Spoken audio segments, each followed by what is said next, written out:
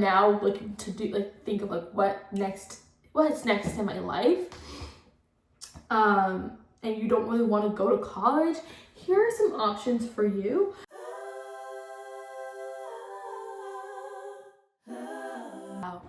I'm going to be talking about this book over here, okay?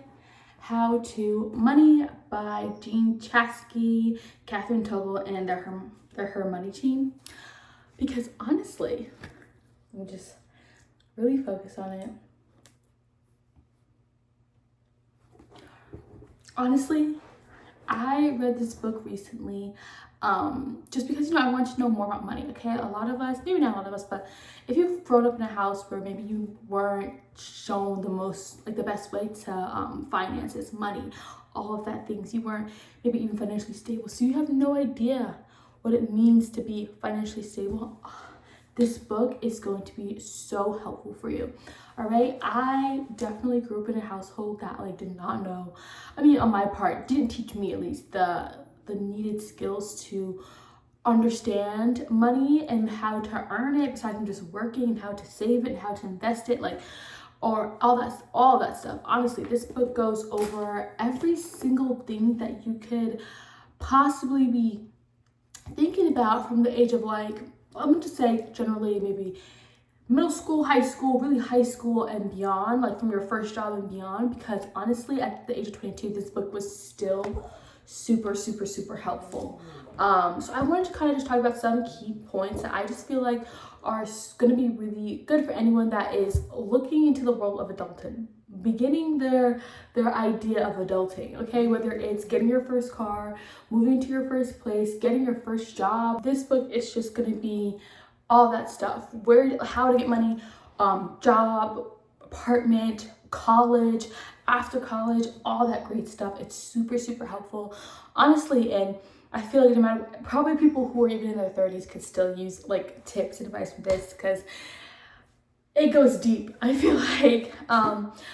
So stick around, learn more about it, or if you want to do your own reading on your own and get what you want from it, because there's so many points that are in there that I am not even going to touch upon, but there's so many points that I'm not even going to touch on that are in this book that honestly you could really get a lot from. And let's first just go over real quick. Look how cute this book is. Look how cute it is, okay? And like not even just that, like it will go into depth about, for example, taxes, right? It goes about taxes. It talks kind of about like what your first paycheck might look like, and like understanding like what's coming out of it. And like look at this nice little diagram it shows you. Like what? To this day, I still didn't know what half that stuff meant. I was like, I don't know, but they're just taking money on my paycheck, okay? So to really see like and understand the breakdown, and also like goes over like what each, what federal income taxes, what state income taxes, what FICA payroll taxes are, and goes over all of that and where they're supposed to be going towards. And it's just so chef's kiss, because no matter what age you are at, everyone deserves to understand what is happening. You know what I mean? Everyone should be allowed to understand what is happening. Like, where's my money going? It's not a nice feeling, definitely, when you get older and you're just like why did I just work 30 hours this week and my paycheck is looking like I only worked 25 or 20 hours, okay? So if you want to do your own reading on your own and get what you want from this book, go ahead and do that. But I'm just going to do this for the people who don't like reading, okay? And I'm just going to give you a breakdown, but you should absolutely go and do it. It's only $20 in the US. I believe in Canada, in Canada it's $27. So if you do want to go buy it, definitely. But I got this from my local library. I forgot about libraries for a minute, okay? I forgot that libraries existed. Like, has anyone else thought that? I forgot libraries existed. I was an avid library girl, okay? I would go to the library when I was like in the summer, get me a little book, whatever. I forgot. So when I wanted to read something, I was like, oh, I don't want to pay for anything. Libraries. Anyways, okay. First tip from this book of How to Money is setting your goal, right? So what do you need? what do you want? It's so important to be able to like create a difference between the two, because it's so easy to give into the things that you want, and then when it's time to actually pay for the things that you need, you're like, oh my gosh, where did all the money go? Okay, so being able to, why Asta? Being able to decide, being able to decide what's for what. He's getting too excited. Stop that. Being able to say, this, I need to get this. Your needs should always come first, okay? Always. Your needs need to come first. What can be your needs? It could be like your rent, clothes, groceries, like the bills you have to pay, you know, things like that. That are your needs. You need to get that done. You need to do that. You need it for your like survival, okay? And then your wants are the things that would just be nice to have. You know what I mean? Like, I don't need the toaster 380. You know what I mean? I can definitely survive with my toaster from Walmart. Okay, but it'd be nice to have my toaster 380 or whatever the hell. Excuse me, or whatever. So yeah, stuff like that. It's so important as you get older to be able to discern, this is what I need and this I just want. Okay. It will save you a lot of money and will help with your spending habit. If you're having a hard time in deciding like, okay, what are my needs and what are my wants, because you kind of just jumble them all together, create a list. Create a list of, this is the stuff that I need to get done, this is what I want. And the easiest way to create this list is 1, by understanding your savings, and 2, by budgeting. Okay, so budgeting will really be able to help you to understand how much you have left over for your wants, for the things that you don't really need but would just be nice to have. And the real way to be able to like, you know, do that and still even have more wiggle room for like other things later in life that you don't even think that you need or want or whatever, is by having a savings. So listen, I am not one. I was really good at saving, right, at a younger age. But as I got older, it just became more and more difficult because, you know, I went straight to college afterwards. And college, they just ate all my money up. They didn't want me to have anything left over. They did not care about my needs or my wants. So being able to save and understand how to save is going to help you so much in the future. I promise you that. So here is, if you look online, you'll probably find it, but from this book, honestly, they give you exactly, they break down your how to save exactly for you. So here's a little diagram of it, right? They do talk about charity. If you're at a point in your life where you're able to give money to charity, then you absolutely should. But if you are not, then do not feel pressured to do that. You can show up for charities in other ways too, like by volunteering. But it goes down and it breaks down everything, and it even breaks down like how to be able to save within like your budget. Right there too, super helpful. Here is how your needs and wants to be broken down, which will still leave you to be able to save. So it should be 50% your needs, 30% your wants, 15% your savings, and then 5% for flexibility, which will leave you to be able to do whatever you need to do with that. I guess in the book it does say like to charity, but if you're not cared about. So kind of like this diagram kind of just breaks down where, like how to save, how much the 15% would be out of like your check, and stuff like that through your deposits and transfers. Super helpful. And then it goes on to talk about budgeting. Here's kind of a list of like what some of your needs and what some of your wants would encompass. Okay, did you see what you needed on there? Yeah, and it talks a lot about like obviously it's gonna be hard, especially if you're not used to being able to save, being able to budget so that you could have the savings and things like that. But they really do it does talk about ways to do that. The first step is being able to get past your own mental barrier. That's what's really stopping you from being able to do what you want to do and being able to save and have that money left over. Just about questioning yourself, asking like, do you need this? Do I need to have it right now? Can I wait? Whatever, stuff like that. And also being able to like reward yourself when you are budgeting properly. You can take the flexibility out of your check and put that something good, something small. but something good. Don't go big. Don't be like, yeah, I saved this week and then spend all of your savings. But doing something nice, rewarding yourself in that sense. Because you were able to get what you needed to get. You were able to budget. You were able to save, That is a big deal. It's hard. It's inflation, okay? The next thing is stocks. I remember from a young age really being interested in stocks and wanting to understand it, but having that, I guess, procrastination part, because I just didn't want to have to learn about it, because it just seems really, really complicated and in a way that's going to sound very not correct at all, but like a man's type of game, just because I don't know, so I just didn't want to even attempt to understand it. But as I get older, everywhere tells you need to not need, but you should be investing. You should be investing. You should be investing. You should put your money into stocks. And honestly, you should. Why not? After reading this book, it definitely broke down it broke it down really, really nicely, so you can get a basic understanding of stocks.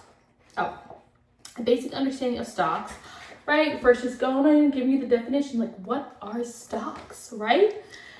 And then kind of talking a lot about, the different investments that you could put your money into. So hopefully I said that correctly. But so it goes into, first let me also just say, okay, I am not a pro in stocks. I don't know a lot about stocks. I just know what this book told me, which I found to be incredibly helpful. And I feel like if you're starting out in a new job, understanding stocks, it's gonna be so great for you, because then you'll be able to start putting some money into them little by little. It doesn't have to be $400. They said it could be as low as $5. Okay, so that's what I just got from this book that I found to be really helpful and made me want to be like, okay, maybe I can do it. So it kind of goes in talking a little bit about mutual funds, right? I can tell you guys a little bit about what mutual funds are. Mutual funds, which are a snack pack of stocks sold in a single bundle. That's right from the book, okay? It's a snack pack of stocks sold in a bundle. And then they talk about targeted date funds, which is a type of fund with a mix of holdings based on the investors, which would be you, and when you would want to retire, basically. It's basically also known as a set it and forget it, type of investment. And then index funds, which is a type of mutual fund that contains only companies that are part of a particular, stop it, Asta. You just come over here just to bother me. A particular stock market index. So think the 500 of the largest US companies. And then it talks about ETFs, which is a type of mutual fund, often an index fund that trades like a stock. And then it talks about bond loans. I don't know if I think I wrote that wrong.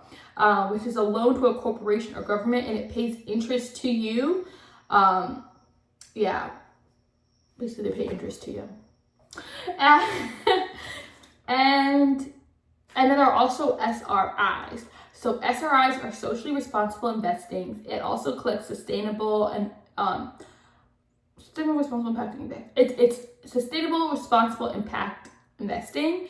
So it's the easiest way to invest while being with your conscious. It's the easiest way to invest while being conscious. So it gives you a little bit of break right now. I just feel that straight from my book because I don't know them all off my head. But those are the different type it gives you, and it kind of just gives you with the beginning idea of what you are looking for, what you're going to be doing, what type of funds you're going to be going into, so that you can then make the next decision of what else. Okay, it doesn't give you deep this is everything you need to know about stocks. I don't know if it did or it doesn't, but I just know it gave me enough to know what even am I investing into. I didn't know there was all those different types, okay? So I found it to be extremely helpful, especially helpful if you are someone who is trying to get into that and you're just being bombarded by all these things on just the internet. You're like, what are you saying? I found it to be extremely helpful. The next thing is getting an education. So listen, I wish someone told me the different options. Honestly, I just thought, just go to a university, just go to college, that's it. Just go to college, and then everything should be set from there. I wish I had more information in regards to different types of educations I could possibly get, and the difference between like university, colleges, and all the different stuff, and understanding like what a community college is. Because let me tell you, don't be scared to go to community college. I don't know if anyone else is like that out there, because I know I was. I didn't want to go to community college. I felt like if you, it should be like embarrassing to go to one, but honestly, it's probably the smartest decision you can make. Period. It's probably the smartest decision you can make. Your first 2 years of college, you're just going to be taking your GEs, which is pretty much what everyone's going to be doing no matter the major.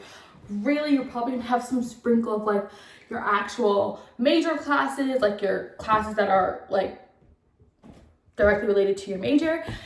But it's not going to be as many as it's going to be in your junior and senior, or maybe even your sophomore year. Your freshman, sophomore year is really a lot of your GEs, because most people just kind of want to knock them out as soon as possible. And sometimes there are like actual requirements where you have to take your like all of your classes in like a specific order. I know that was the case for me, so I kind of had to start with like my GE class, and then go more specifically into my classes that are related directly to my major.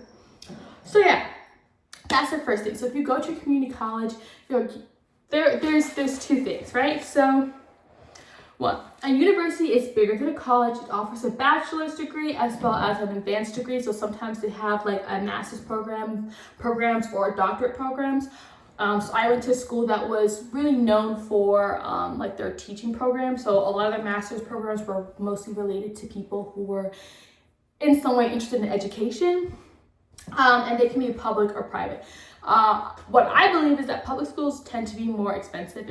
Public schools tend to be more cheaper than private schools. Private schools are expensive. They are really expensive.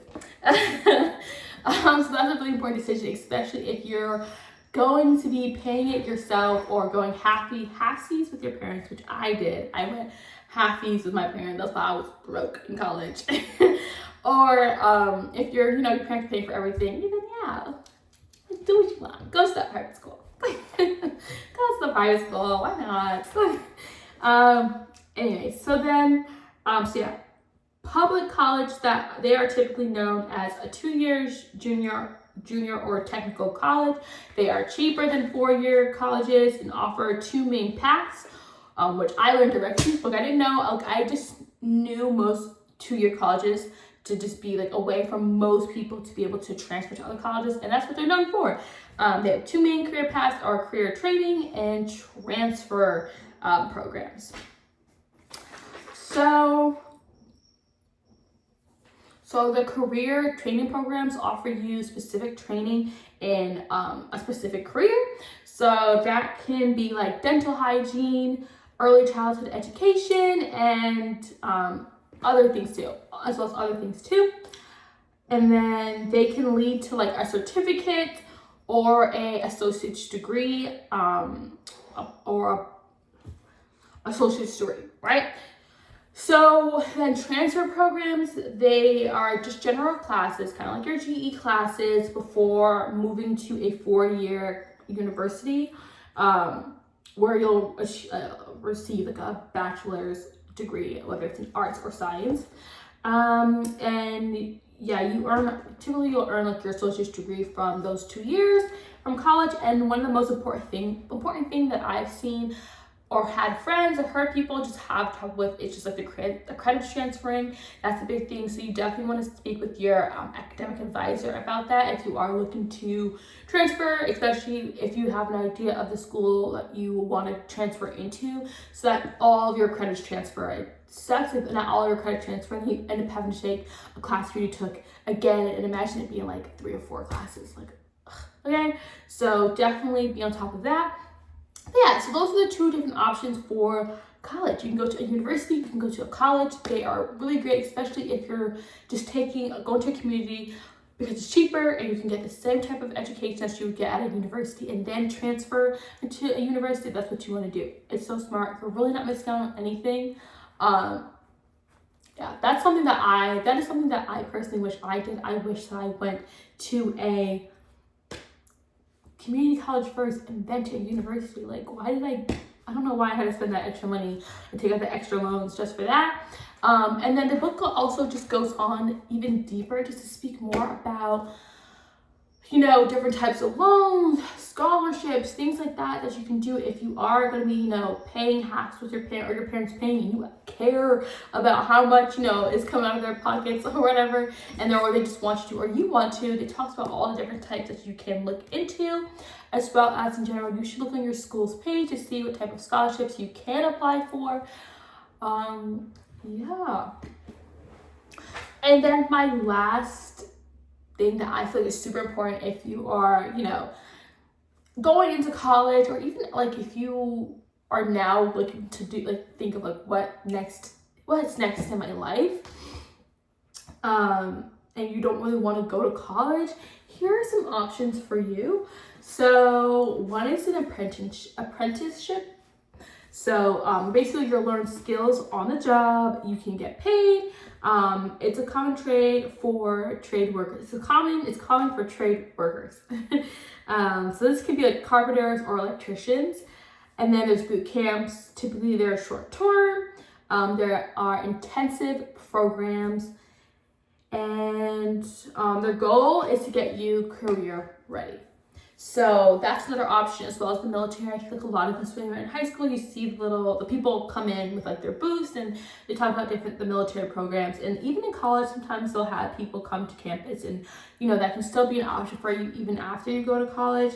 But yeah, there are many different programs that can pay for your college, and yeah, it could be a really good option for you. That's where you're looking more to go, especially if you want to get your college paid for.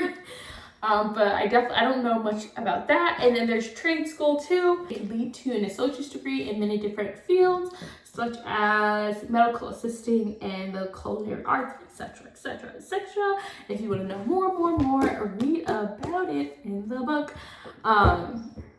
Yeah. So, and then working. That's what I feel like most people do after high school. If they don't want to go to college, they just work.